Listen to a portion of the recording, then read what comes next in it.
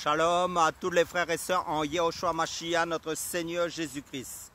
Je suis le frère CL de l'île de la Réunion. Je suis docteur enseignant de la parole de Dieu en Yehoshua Mashiach.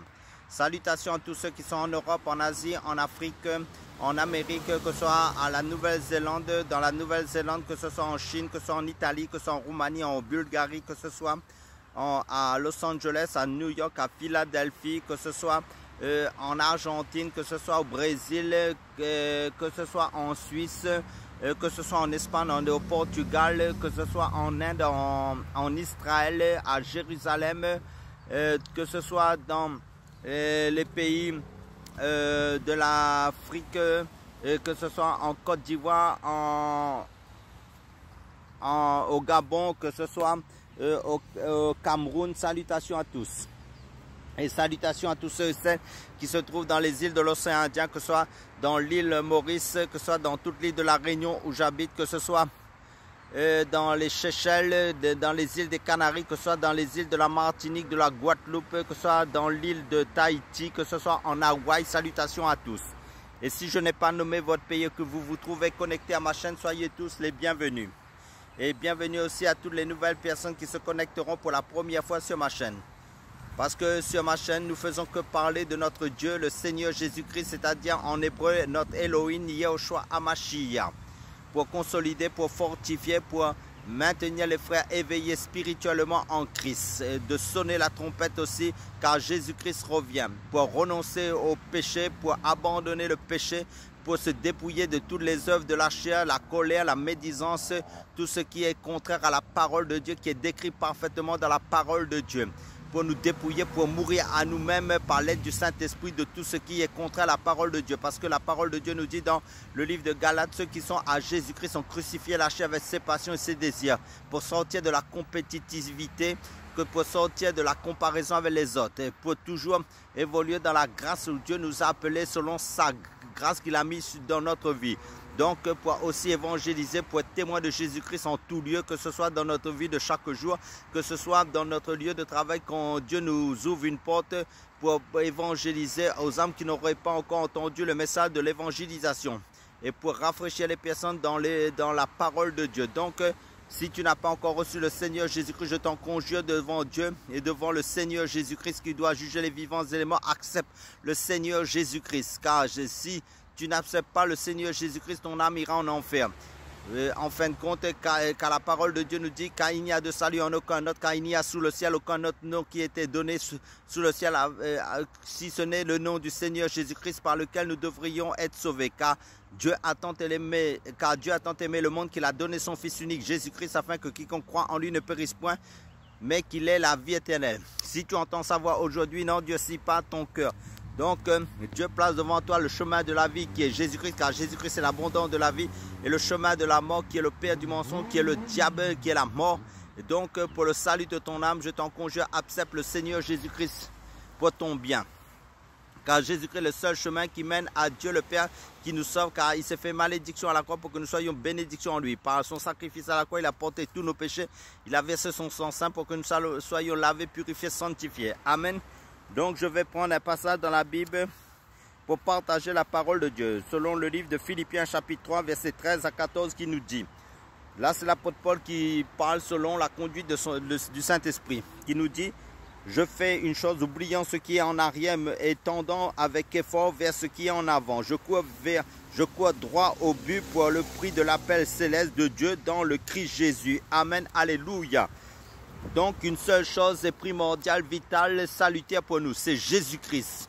Être centré quand Jésus-Christ pour que Jésus soit la première place dans nos cœurs, dans la persévérance, dans la pratique de la parole de Dieu et dans la foi en Jésus-Christ. Car nous sommes sauvés non pas par les œuvres mais par la foi en Jésus-Christ. Mais Dieu a préparé des œuvres à l'avance pour que nous les pratiquions seulement en Jésus-Christ, basé sur que dans la parole de Dieu. Parce que le tout disciple accompli sera comme son maître. Jésus-Christ allait de lieu en lieu annonçant le royaume de Dieu et faisant le bien. Amen.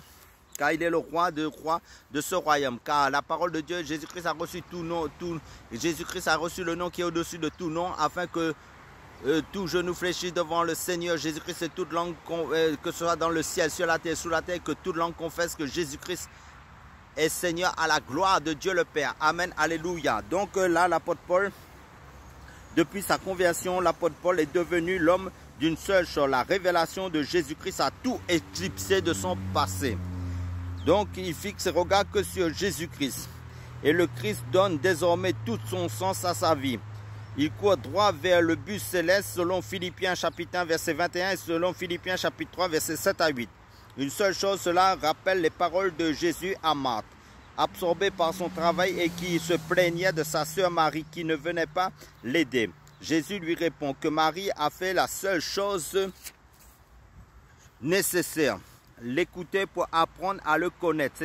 Selon Luc chapitre 10 verset 41 à 42. Parce que Jésus-Christ est le roi des rois, le Seigneur des seigneurs et le Père éternel. Il est le Fils de Dieu, il est la parole de Dieu, il est notre nourriture spirituelle. Il a bien d'autres noms, que le temps ne suffirait pas de décrire tous les noms à laquelle Jésus porte ce nom. Parce qu'il est la sagesse infiniment variée de Dieu. Donc, Jésus-Christ est le plus grand message. Et dans ce message de Jésus, il y a plusieurs messages. Amen, alléluia, parce qu'il est l'eau de la vie, il est la vie même. Alléluia, nous devons le connaître dans sa parole qui est la Sainte Bible. Donc la seule chose, cela signifie-t-il que nous devons tous cesser d'étudier ou d'exercer un métier pour lire la Bible toute la journée? Non. Paul lui-même fabriquait des tentes et travaillait jour et nuit. Marthe, à une autre occasion, sert Jésus à table, sans se plaindre, et Jésus ne lui fait aucun reproche. Selon l'évangile de Jean chapitre 2 verset 1 à 2, notre activité quotidienne n'est pas un obstacle à cette consécration entière à Jésus, car nous avons le privilège de faire tout pour lui, selon Colossiens chapitre 3 verset 23. Et la parole de Dieu nous dit dans 1 Corinthiens chapitre 10 verset 31, soit que vous mangez, soit que vous buviez, soit que vous fassiez autre chose, faites tout pour la gloire de Dieu, c'est-à-dire pour la gloire du Seigneur Jésus-Christ, en conformité à sa parole. Amen, alléluia. Donc l'étudiant qui révise pour ses examens, les parents qui s'occupent de leurs enfants, le malade sur son lit d'hôpital ou le détenu dans sa cellule peuvent aussi faire une seule chose: être centrés que sur Jésus-Christ dans leur cœur, dans la parole de Dieu. Parce que Dieu est heureux l'homme qui médite la parole de Dieu dans son cœur. Donc ça veut dire, Jésus il dit, celui qui a mes commandements et qui les garde, c'est celui qui mène. Ça garde dans son cœur, dans ses pensées et de la vivre. Amen, alléluia, avec persévérance. Donc, même si certaines occupations sont prenantes, c'est une question d'état d'esprit. Mes pensées peuvent être accaparées par mon activité du moment, mais mon cœur reste tourné vers mon Sauveur, je peux toujours le prier. Amen, alléluia. Ainsi, ne pensons pas que ce programme faire une chose, soit réservé à des chrétiens particuliers comme à un apôtre. Non, c'est le programme de chacun de nous qui doit garder, cultiver dans son cœur le jardin, ce secret, cette relation avec le Seigneur Jésus-Christ dans sa parole, dans la vie de prière, chacun pour sa part. Car le salut est personnel et individuel en Jésus-Christ. Donc, chacun doit être vigilant, prier, persévérer dans les choses de Dieu qu'en Jésus-Christ. Parce que la parole de Dieu nous dit dans Philippiens chapitre 4, verset 8, que tout ce qui est vrai, tout ce qui est juste, tout ce qui est pur, tout ce qui est honorable, tout ce qui mérite l'approbation soit l'objet de vos pensées. Et c'est la parole de Dieu. Le Seigneur nous dit, sois riche en connaissance de la parole de Dieu. Amen, alléluia. Donc avoir la connaissance de Dieu, c'est d'aller en profondeur de plus en plus dans les choses de Dieu pour connaître de mieux en mieux notre Dieu qui est son Fils Jésus-Christ, qui est Fils, qui est Roi des rois, qui est Dieu, qui est Père, qui est le Seigneur l'Esprit, qui est la parole de Dieu. Amen, alléluia. Que la grâce et la paix du Seigneur Jésus-Christ vous soient accordées abondamment de la part de Dieu le Père, du Seigneur Jésus-Christ. À bientôt.